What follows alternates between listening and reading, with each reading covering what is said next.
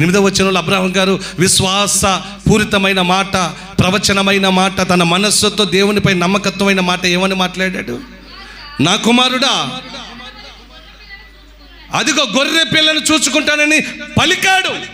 విశ్వాసంతో మాట్లాడు బిడ్డ. నువ్వు దేవుని నమ్మి పూర్తిగా శాంతం విశ్వసించి నీ నోట్లోంచి మాట్లాడు. ఏం మాట్లాడాలో అది దేవుడు ఆమేన్ అంటాడు. అది జరుగును గాక అంటాడు. ఆమేన్. అది జరుగును గాక అంటాడు. హల్లెలూయా. అది నీకు ప్రాప్తించును గాక అంటాడు. అసలు నువ్వు నోరు తెరవుగా? నువ్వు నోరు తెచ్చి మాట్లాడతావా? అసలు మోకాలేస్తావా?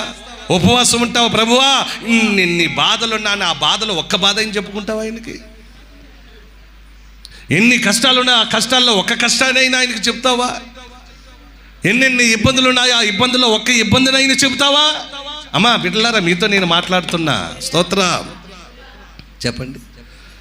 నీకు ఒక ఇన్ని కష్టాలు ఉన్నాయనుకోండి, ఎప్పుడైనా పాదాల సన్నిధికి వచ్చి మోకాలేసి ప్రభువా ఈ కష్టంలో నేను ఉన్నానయ్యా అని నువ్వు ఎప్పుడు నా కష్టం పేరు చెప్పావా?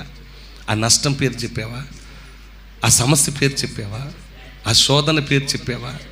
ఆ ఇబ్బంది పేరు చెప్పావా? ప్రియులారా, చెప్తే కొంతమంది చెప్పు ఉండొచ్చు, ఇంకా కొంతమంది జీవితం అలా నడిచి వెళ్ళిపోతుందండి. సమయం వస్తే అన్నీ సర్దుకుంటాయండి, కాలం కలిసి వస్తే బాధలు పోతాయండి, నా రాత బాగుంటే అన్నీ బాగుంటాయండి అని వారు లేరంటారా? విశ్వాసుల్లో కూడా, విశ్వాసాలలో, సంఘాలలో, ఆత్మీయతలో దేవుని చేత బహుబలముగా వాడబడుతున్న వారు కూడా అనే మాటలు ఇవి కావా? ఇలాంటి మాటలు అనేవారు లేరా?